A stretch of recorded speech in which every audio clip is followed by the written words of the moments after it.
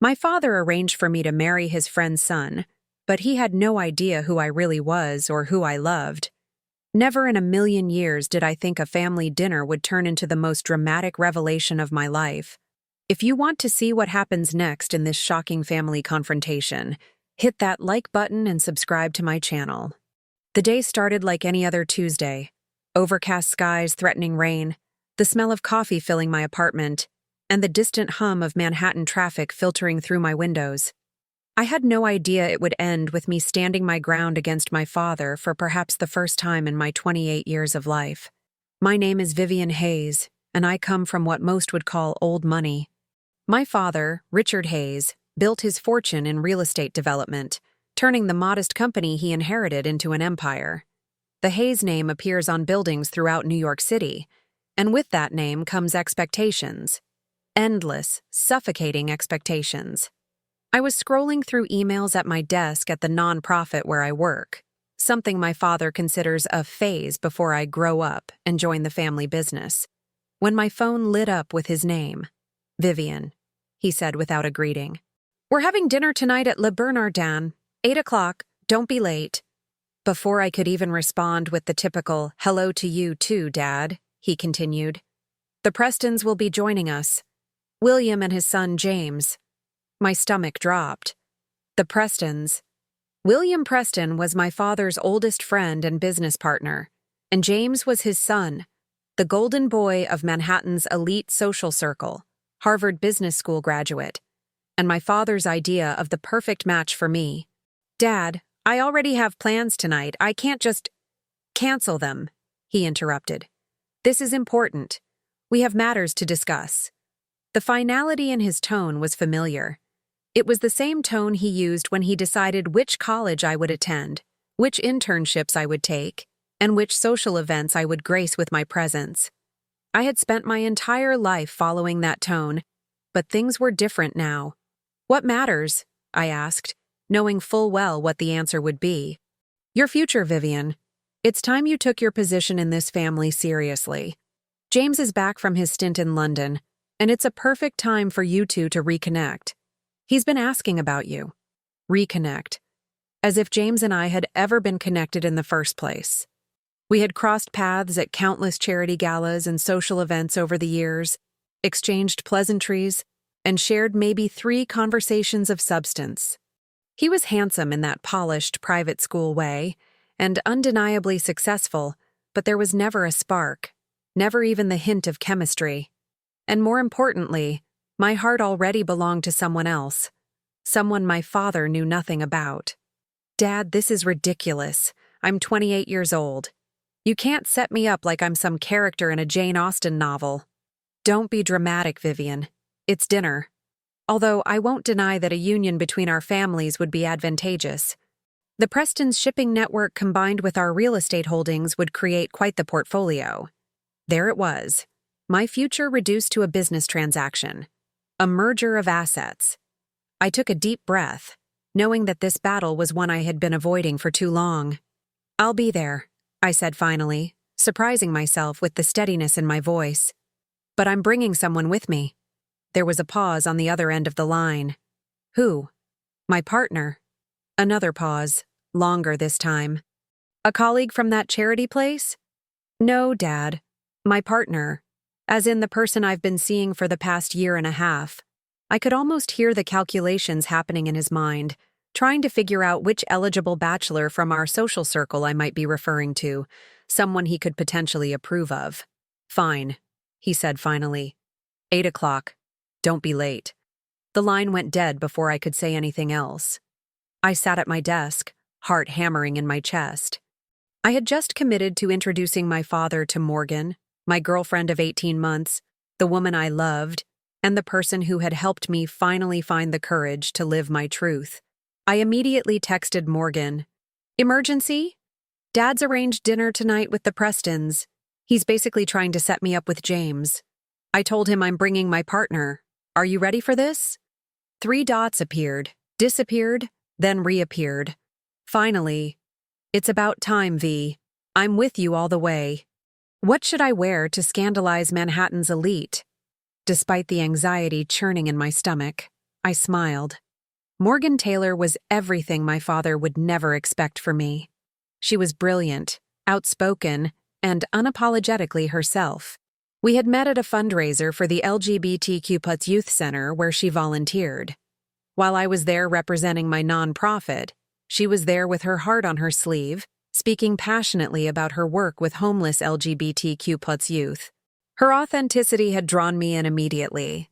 It was so different from the calculated social interactions I'd grown up with. After the fundraiser, we had coffee, which turned into dinner, which turned into the most honest and loving relationship I had ever known.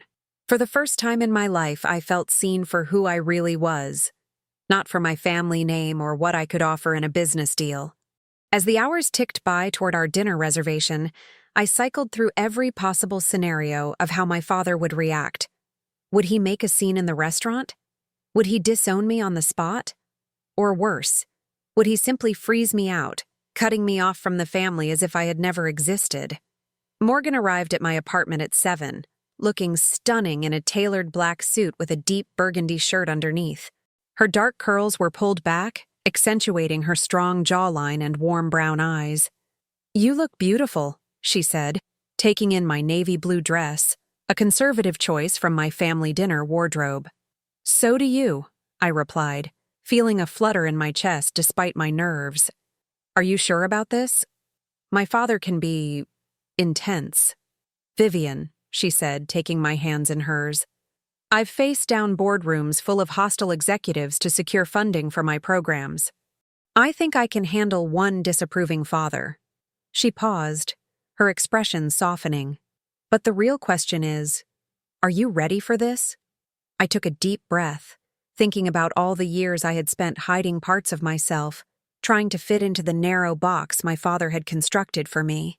I thought about the relief I felt when I finally admitted to myself who I was, and the joy I had found with Morgan.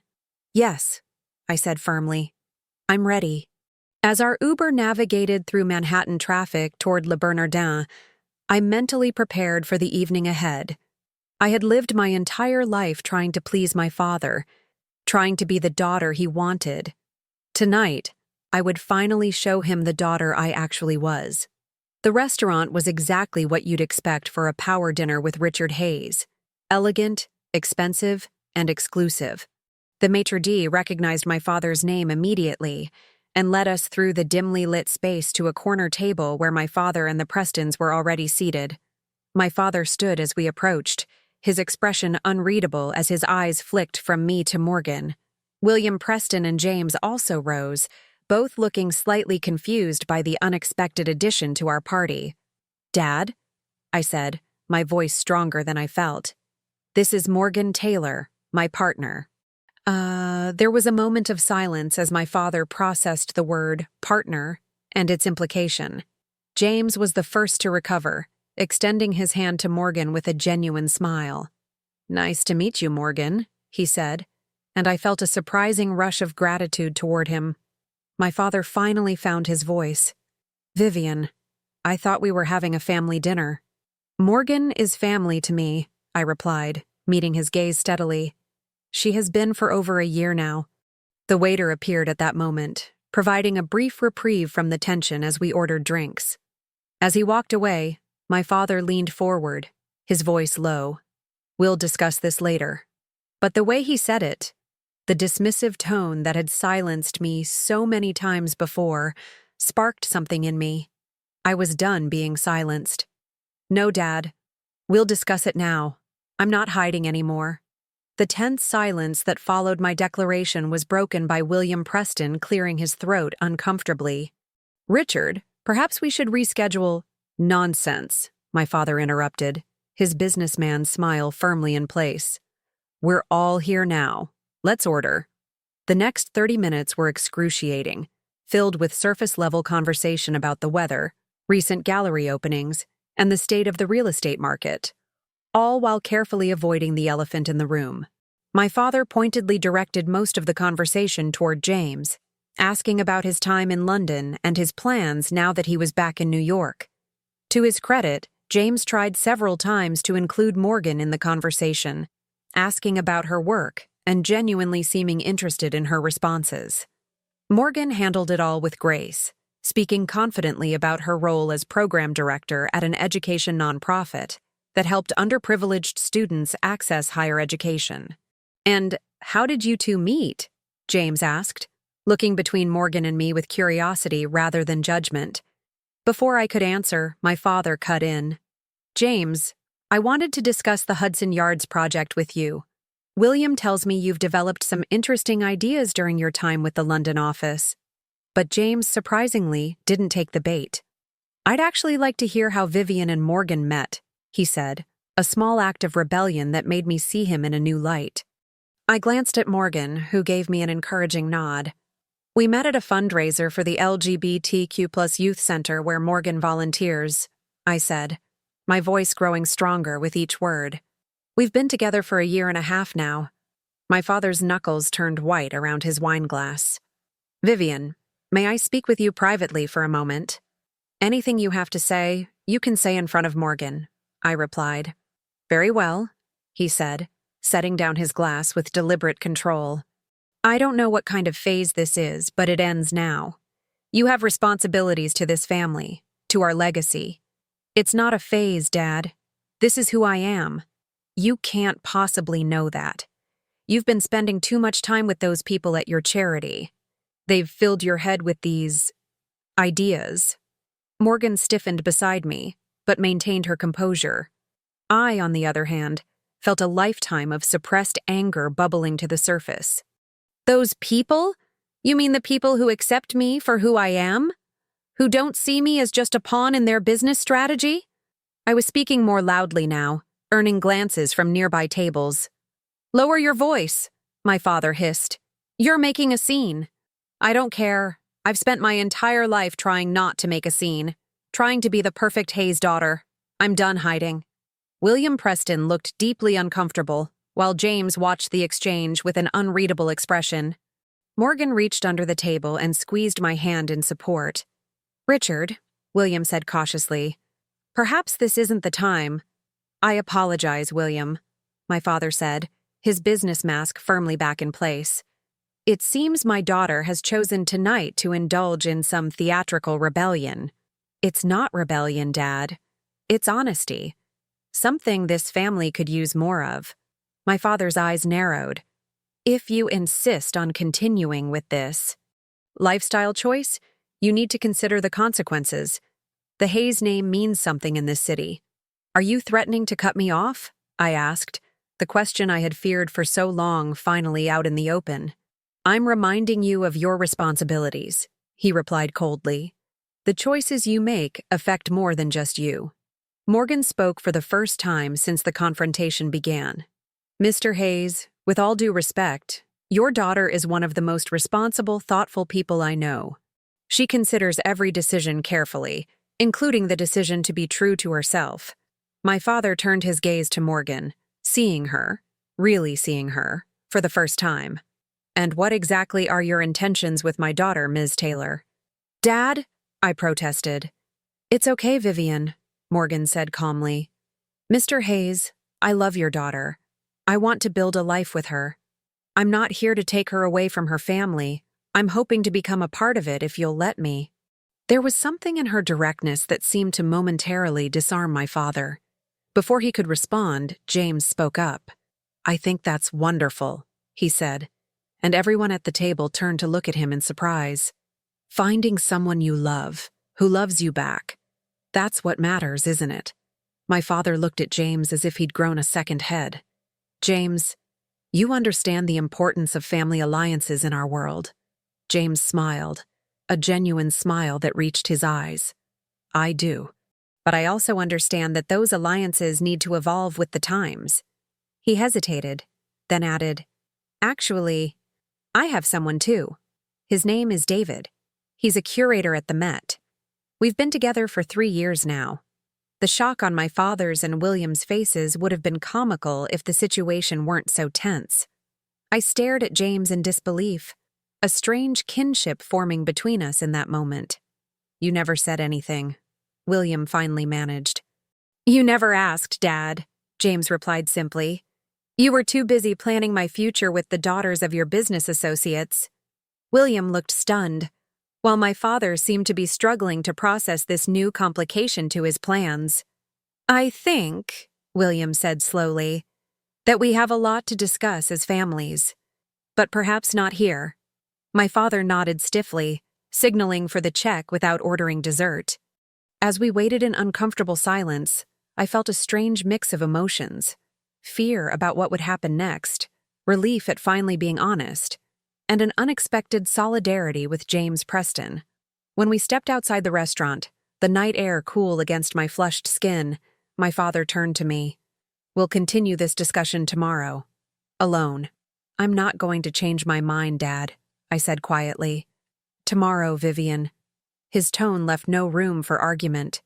He nodded curtly to Morgan, then to the Prestons, before walking away toward his waiting car.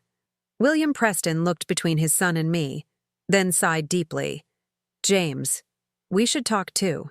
I know, Dad, James said, then surprised me by stepping forward and hugging me. I'm sorry it happened like this, he whispered, but I'm glad it happened. As the Prestons departed, I was left standing on the sidewalk with Morgan, feeling like I had just survived a hurricane. Well, Morgan said, linking her arm through mine, that wasn't quite how I imagined meeting your father for the first time. Despite everything, I laughed. No, I suppose not. I looked at her, this woman who had stood by me through the most difficult confrontation of my life. Thank you for being there. Always, she replied. What now? Now, I said, hailing a taxi. We go home. And tomorrow, I face my father. For real this time. As we rode back to my apartment, I leaned my head on Morgan's shoulder, exhausted, but somehow lighter than I had felt in years. The hardest part was still to come, but I had taken the first step. I had finally spoken my truth. Sleep didn't come easily that night. I tossed and turned beside Morgan, replaying the dinner in my mind, imagining all the ways tomorrow's conversation with my father could go. By the time morning arrived, I was exhausted, but resolute. Do you want me to come with you? Morgan asked as she prepared to leave for work. I shook my head. I need to do this part alone. This is between him and me. She kissed me goodbye, whispering, Remember who you are, not who he wants you to be. Those words stayed with me as I made my way to my father's penthouse overlooking Central Park. The doorman greeted me by name. I had grown up in this building after all, and the elevator ride to the top floor gave me just enough time to steady my nerves. Mrs. Collins, my father's housekeeper who had been with our family since I was a child, opened the door. Her familiar face, lined with more wrinkles than I remembered, softened when she saw me. Miss Vivian, she said warmly, your father is in his study. How is he, Mrs. Collins? I asked quietly. She hesitated. He's been better, dear. He was up most of the night. That made two of us.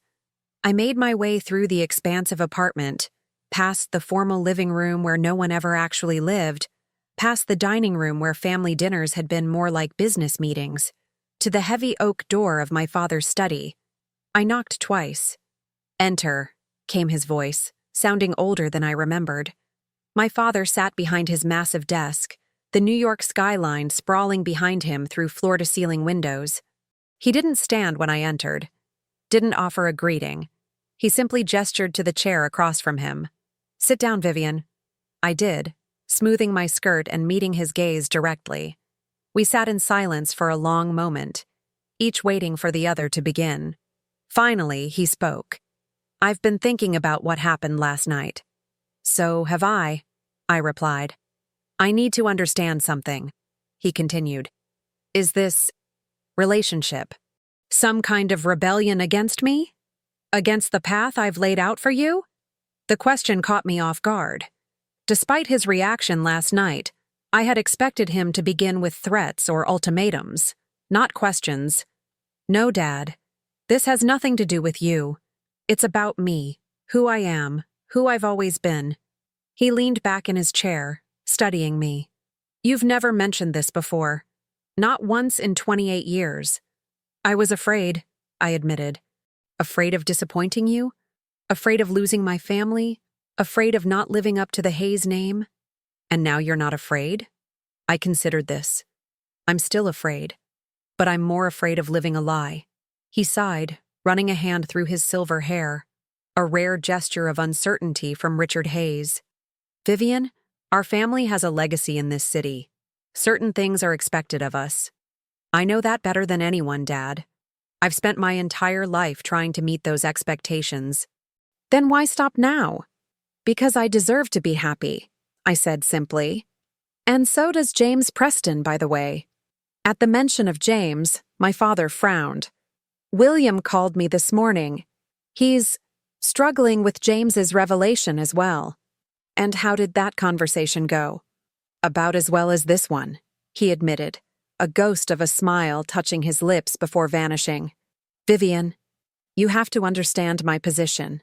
I've worked my entire life to build something for you, for our family's future. I do understand that. But did you ever stop to ask what I wanted for my future? He looked genuinely puzzled. I gave you everything, the best schools, connections, opportunities most people can only dream of. You gave me everything except the freedom to be myself. He fell silent, and for a moment, I saw something vulnerable in his eyes. Something I had rarely witnessed in my strong, unyielding father. Tell me about her, he said finally. This, Morgan. I hadn't expected that. I had prepared for anger, for ultimatums, but not for curiosity. She's incredible, I started, unable to keep the warmth from my voice.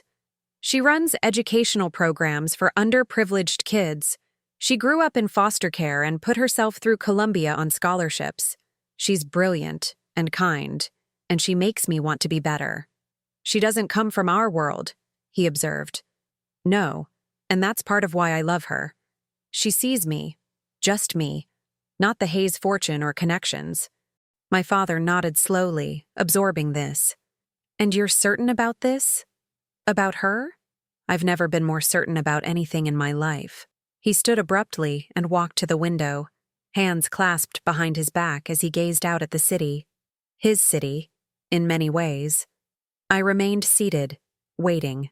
Your mother would have handled this better than I am, he said quietly. The mention of my mother, who had passed away when I was 15, sent a pang through my chest.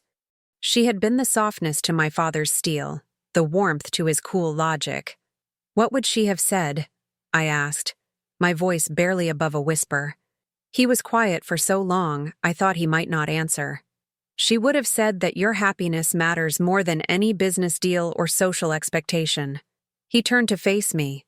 She would have reminded me that you are not just a Hayes. You're your own person. Tears pricked at my eyes.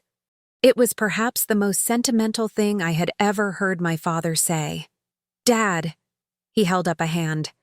I'm not saying I understand this, Vivian. I don't. This isn't the future I envisioned for you. I know. But, he continued, I also didn't raise you to be a coward. You stood your ground last night. You were honest, even when it was difficult. Those are Hayes traits, even if the context is unexpected. It wasn't acceptance, not yet, but it was something. A crack in the wall, a willingness to listen. Where do we go from here? I asked. He returned to his desk, sitting down heavily. I need time, Vivian. This is a lot to process. I understand. In the meantime, he said, his tone shifting back to something more businesslike. I would like to meet this woman properly, not in a restaurant surrounded by the Prestons and their own drama, but here, Sunday dinner. My heart leapt. You want Morgan to come to Sunday dinner? Isn't that what I just said? He raised an eyebrow, a familiar gesture that, for once, brought me comfort rather than anxiety. Yes, Sunday dinner. We'll be here. As I stood to leave, he added, And Vivian? I expect her to dress appropriately. Sunday dinner is still Sunday dinner? I bit back a smile. Some things never changed. Of course, Dad. At the door, I paused. Thank you. He nodded once, already turning his attention to the papers on his desk, but I caught the slight softening around his eyes. It wasn't a perfect resolution, There were still conversations to be had, adjustments to be made, but it was a beginning. As I left the penthouse and stepped into the bright September day, I felt a lightness I hadn't experienced in years. The city seemed different somehow, more vibrant, more full of possibility. I pulled out my phone and called Morgan. "How did it go?" she asked immediately. "We're invited to Sunday dinner," I replied, unable to keep the smile from my voice. "Wait, really? Sunday dinner as in the Sacred Hayes family tradition, yes. He wants to meet you properly." Her laugh of disbelief echoed through the phone. "Wow, that's unexpected." "He's trying, Morgan. It's a start." "A start is all we need," she said warmly. "The rest we'll figure out together." As I walked through Central Park, watching families and couples enjoying the last warm days before fall truly set in, I thought about the journey ahead. It wouldn't be easy. My father would have his moments of difficulty, there would be awkward family gatherings, and the social circles he moved in might not all be as understanding as he was trying to be. But for the first time in my life, I was walking a path of my own choosing, with someone I truly loved by my side. And somehow, that made all the challenges ahead seem not just manageable, but worth facing. Sunday arrived with unexpected nerves. I had been to countless Sunday dinners at my father's penthouse. It was a tradition that had persisted even after my mother's passing, but this one felt different, momentous. "Does this look appropriate for Sunday dinner with Richard Hayes?" Morgan asked, emerging from the bedroom in a conservative navy blue dress that somehow still managed to look stunning on her. I smiled, remembering my father's words. "Perfect. Very Sunday dinner approved." As we rode the elevator up to the penthouse, Morgan squeezed my hand. "You know, I've faced down angry school boards and negotiated with stubborn city officials. But meeting your father officially as your girlfriend might be the most intimidating thing I've ever done." "He's just a man," I said, though we both knew that wasn't entirely true. Richard Hayes was a force of nature, a man who had built an empire through sheer will and determination. But he was also, I was beginning to remember, my father. Mrs. Collins greeted us at the door, her eyes twinkling as she took in Morgan beside me. "Welcome, Miss Vivian. And you must be Miss Morgan. It's lovely to meet you." "Thank you for having me," Morgan replied warmly. "Your father is in the living room," Mrs. Collins said, taking our coats. "Dinner will be served in 30 minutes. The formal living room, usually so sterile and unused, had been transformed. A fire crackled in the fireplace, despite the mild September weather, and the curtains had been drawn back to showcase the spectacular view of Central Park. My father stood by the window, tumbler of scotch in hand, looking more casual than I had seen him in years in a sweater rather than his usual suit. "Vivian," he said, turning as we entered. His eyes moved to Morgan, assessing but not unkind. "And Morgan, welcome." "Thank you for inviting me, Mr. Hayes," Morgan said, stepping forward and extending her hand. "Your home is beautiful." My father took her hand, and I held my breath. "Thank you. It's been in the family for 3 generations." The conversation started stiffly, with my father asking Morgan polite but probing questions about her background, her education, her work. Morgan answered each query with poise and honesty, neither apologizing for her modest upbringing nor trying to impress him with her accomplishments. "Columbia is an excellent school," my father noted when she mentioned her alma mater. "Though I'm a Yale man myself, as was my father." "I know," Morgan replied with a small smile. "Vivian told me the Hayes men have been Yale legacies since 1887. Something in my father's expression shifted. Surprise, perhaps, that I had shared family history with Morgan, or maybe appreciation that she had remembered. Mrs. Collins announced dinner, and we moved to the dining room. The formal table that could seat 20 had been abandoned in favor of the smaller breakfast nook that overlooked the park. My mother's favorite spot in the apartment, and a place we rarely used since her passing. "I thought this might be more comfortable," my father said, noting my surprise. The gesture wasn't lost on me. This wasn't just Sunday dinner. This was an olive branch. As we ate Mrs. Collins's famous roast and discussed everything from current events to Morgan's latest educational initiative, I watched my father. He was listening, really listening, to Morgan's perspectives, engaging with her ideas about educational reform, even disagreeing with her at points, but in the respectful way he reserved for people he considered intellectual equals. "Your program focuses on getting underprivileged students into elite universities," he said, refilling Morgan's wine glass. "But do you ever worry that you're setting them up for failure? Those environments can be unwelcoming to outsiders." I tensed, but Morgan didn't miss a beat. "That's precisely why our program includes ongoing mentorship throughout college, Mr. Hayes. It's not enough to just get them in the door. They need support to navigate those spaces. But I've found that these students often thrive precisely because they've had to overcome so much to get there. They have a resilience that many of their more privileged peers lack." My father nodded thoughtfully.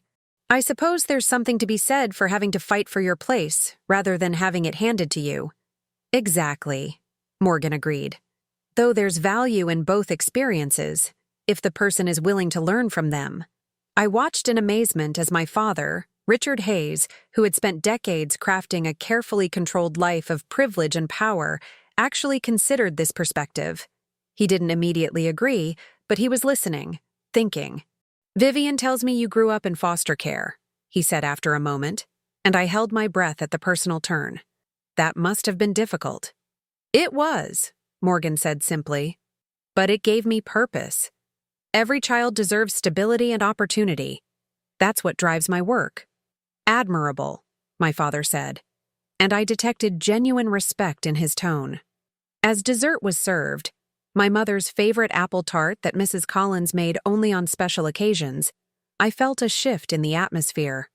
Not complete acceptance, not yet, but a beginning. "Morgan," my father said as we finished our coffee, "would you excuse Vivian and me for a moment? There's something I'd like to discuss with her." "Of course," Morgan replied, seemingly unruffled by the request. My father led me to his study, closing the door behind us. I braced myself, unsure what was coming. "She's impressive," he said, surprising me once again. Not what I expected, but impressive nonetheless. "Thank you," I said cautiously. He moved to his desk and opened a drawer, removing a small velvet box that I recognized immediately. My breath caught. "Your mother wanted you to have this when the time was right," he said, holding out the box. "I've been holding on to it, waiting for you to settle down with someone worthy of the Hayes name." I took the box with trembling hands and opened it. Inside lay my mother's engagement ring, a stunning emerald surrounded by diamonds, a family heirloom that had been passed down for generations. "Dad," I whispered, looking up at him in shock. "Are you saying—" "I'm saying that I may not fully understand the life you've chosen," he interrupted, "but I recognize love when I see it. Your mother would have liked her. Morgan. She's forthright, intelligent, passionate about making a difference. Those were qualities your mother valued." Tears filled my eyes as I stared at the ring. "I don't know what to say." "You don't need to say anything, and you don't need to use it right away or ever if it doesn't feel right. But it belongs to you now, to use when and if the time comes." I closed the box and clutched it tightly. "Thank you." He nodded, then added, "This doesn't mean I won't still have my moments of adjustment.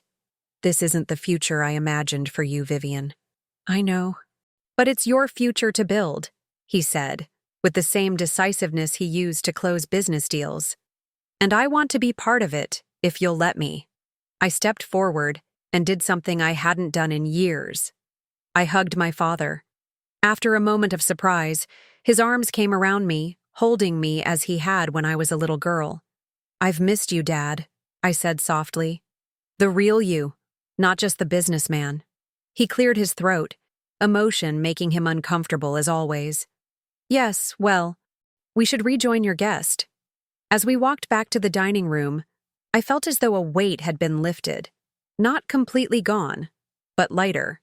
The road ahead would have its bumps, but for the first time, I believed we could navigate them together. Morgan looked up as we entered, her eyes questioning. I gave her a reassuring smile, slipping the velvet box into my pocket. "Morgan," my father said, resuming his seat.